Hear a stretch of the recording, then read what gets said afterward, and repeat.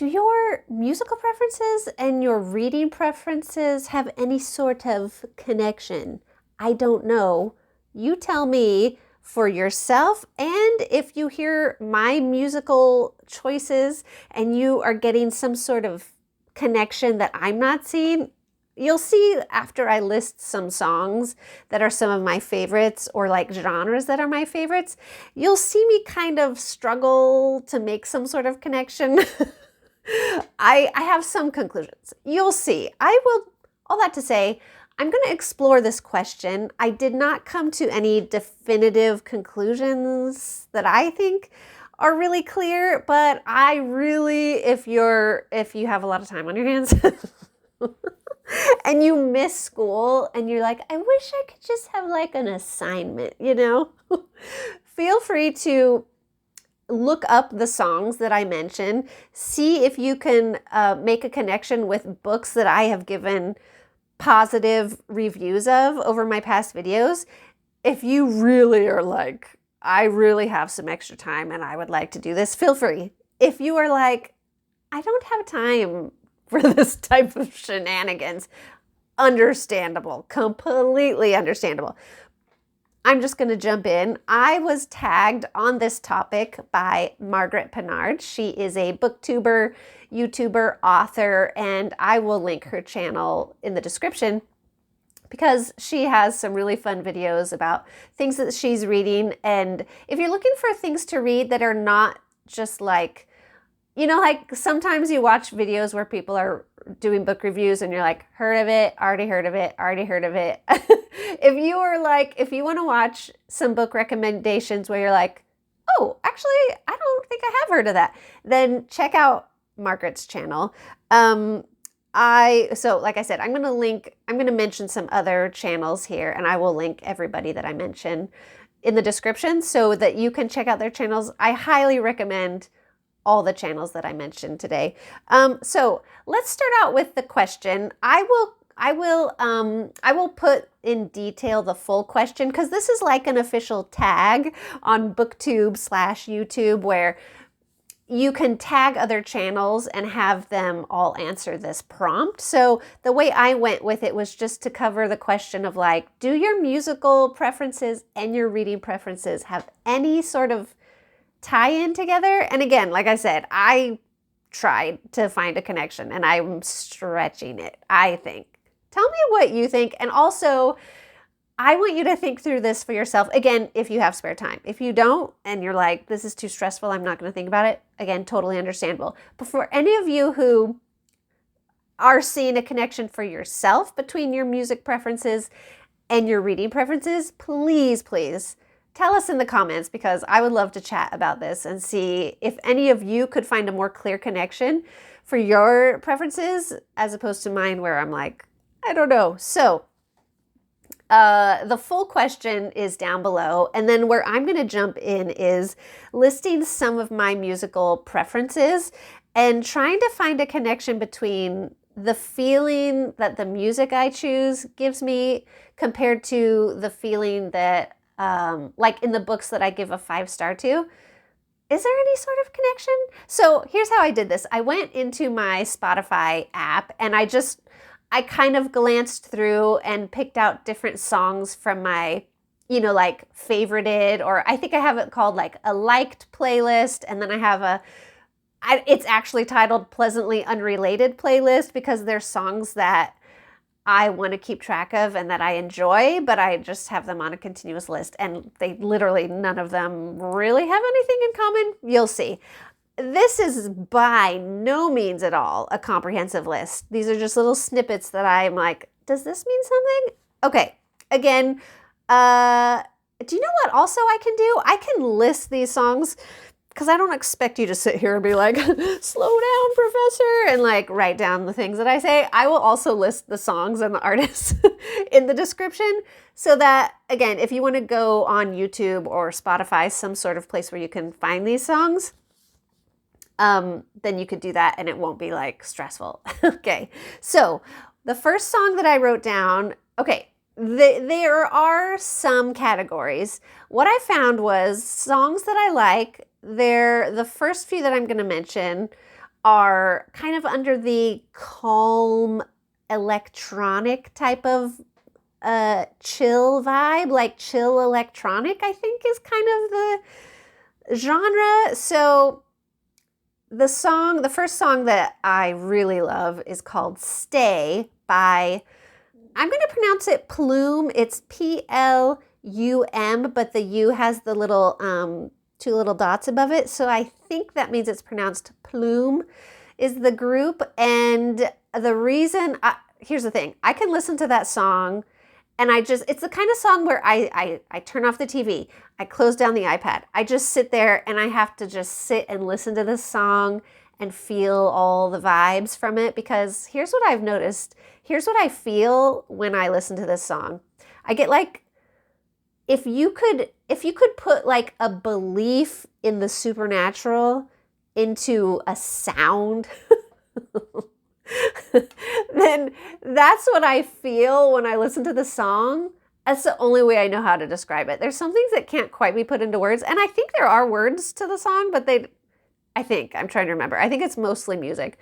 But for some strange reason, the very first time I heard this song, I started thinking of all the like things that, like, experiences and beliefs and just, I don't know, experiences that you could consider like supernatural, or things that I believe, and then things like experiences I've had where that's validated in my life. So related to the supernatural, I'll listen to that song, but every time I listen to it, I turn everything off and I just listen and I feel, and I always feel magical. Okay, so the next one is in the electronic chill, maybe, I think this was called like electronic folk vibes, is called Quiet Life by, I looked up how to pronounce it, it's spelled Asgeir,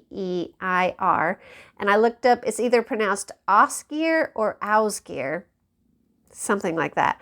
I heard this actually very recently when I was driving home from work, and I could not stop.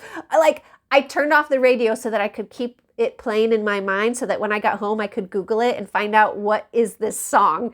And again, it's kind of a like electronic, chill, folksy, electronic, I don't know how to explain it, but it gives me that same feeling of kind of like this ethereal, supernatural, peaceful, all combined. Okay, and the next one that fits into this category for me is gonna sound silly, because I was never like One Direction or any sort of like Harry Styles fan. I think he was in One Direction, I don't know. But his latest song, Harry Styles, I think it's pronounced Aperture.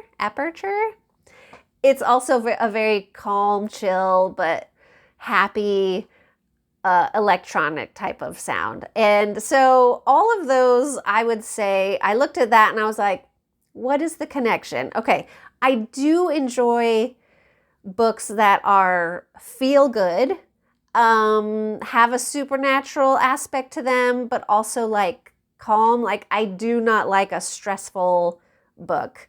Anytime, like, there are some exceptions to that where I've read historical fiction where there's like World War II type things, and I do feel the stress of it. So that's very, very rare for me. It has to be a very good book. I have to be very drawn to it to jump out of my feel-good vibes type genre. Okay, next genre that I could find in my Spotify playlist of favorites, these would be categorized as like nostalgia, for like just songs that I listened to when I was either a child or a teenager, and I have either memories of dancing at home to these songs, or for one of them, just like being in school and being like middle grade, I think. So here, I'll just list them out for you. So Peace Train by Cat Stevens, Holly Holy by Neil Diamond, and then Ice Ice Baby, of course, by Vanilla Ice. So Ice Ice Baby is like preteen, teen memories, plus very recently, this summer, my husband and I went to our local county fair, and he convinced me to go on a ride that spins around and is fast. And normally I get very motion sick and nauseous, but he was like, I just really want to go on this. Are you really not going to go on the ride with me? I was like, no, but I support you. I just really don't want to get sick. And I was just like, I had this very strong feeling. I was like, Kendall, you're missing a moment. Just go with it. And so I was like, you know what? It's the end of the night, and if I do get nauseous, we'll just be going home anyways, right? He's like, yeah. So we got on this ride, and it went really fast in circles, but guess what song was playing as we were going around making this memory together at the fair? Ice Ice Baby. So now, not only do I have the nostalgic feelings from being a middle grade / teenager when it came out, when Ice Ice Baby came out, but also now this new memory with my husband convincing me to go on this ride that I was worried was going to get me sick. And I thankfully actually didn't get motion sick. So anyways, so there's that. So there's another genre there of just like nostalgia, like remembering being younger. I guess, I don't know. How do you have a book that is like a nostalgia book? Because I don't really read books from like the 80s or like, not that I don't read books from the 80s. I don't read books that are set in the 80s. Like, is that what that would mean? Again, this is not a science. I didn't use science for this evaluation. Oh, I forgot to mention also in my nostalgia, Peace Train by Cat Stevens is, I remember listening to the album at home when I was a kid. And then Holly Holy by Neil Diamond. Very, very clear feelings, clear memories of dancing around the living room, just being like, I think I was like maybe 5 years old or something, and just feeling those feelings of like, oh, I'm happy and I'm alive and I'm a kid, but you can't really put it into words. But like when I look back on those memories, let's just say I hadn't heard that song in a long time, and one day I was driving home from work and that song came on the radio and I blasted it full blast, and I actually got a little teared up because I was feeling like I'm back at being 5 years old when I was very carefree, just living life, having fun, and just dancing and not caring at all what anybody thought of my dance moves, or I was just feeling the music and enjoying life. So and so then also Ice Ice Baby, which I talked about. And then I forgot to mention Tarzan Boy by, I think it's pronounced Baltimora. Okay, I remember being in the skating rink as a kid and this song coming on. I also remember, I think maybe me and my cousins would talk about it, or if you are a child of the 80s like me, look up Tarzan Boy by Baltimora and listen to it, and you tell me, do you have nostalgic feelings for that song? I had not even thought of that song since the 80s until like last year. I was driving back from a used book sale, and that song came on and I was like, oh, I'm at Skate World and I am roller skating.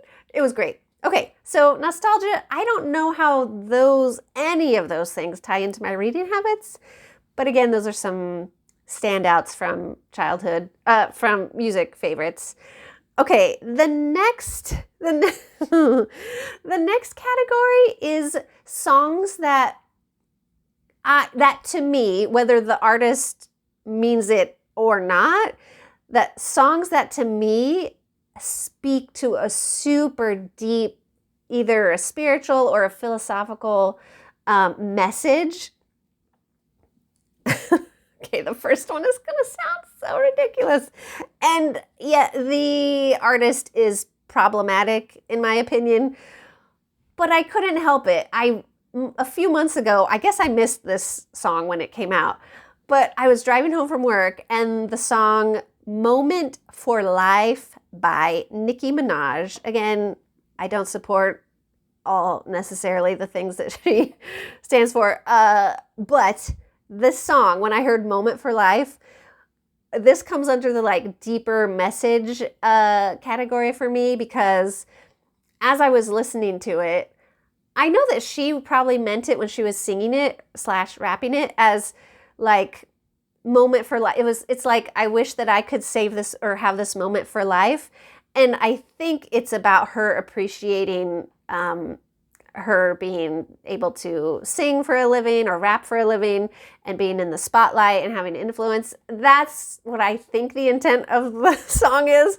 But when I was listening to it, I was feeling like, I don't know, to me, the message felt like, my experience of it was enjoying every moment of life and being present, and that life is short, and to just be present and take in what's around you and don't miss it. And then also the very, like, towards the end, there's like, she talks about like, it's something about like seeing the sun coming up, and that now she's part of the light and she's going towards the light.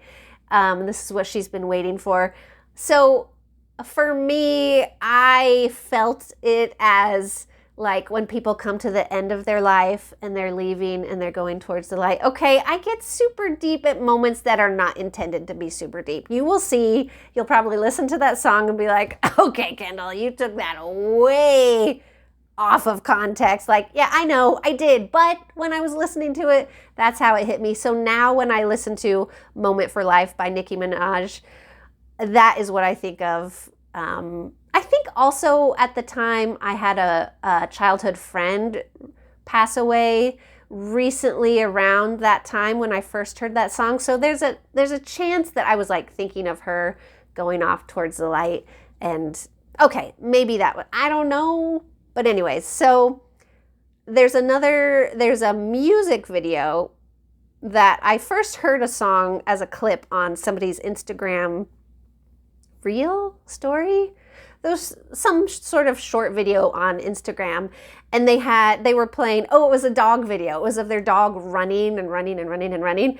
And the song that they put with it was Run Boy Run by Woodkid. And I was hooked on that song because one, I love dogs. So I'm watching a dog run and I'm hearing a cool song go with it. And I'm like, oh, what is this song? So I looked it up and I watched the video. And okay, fine. I cry when I watch the music video. You will probably watch it and be like, what is this? This is weird.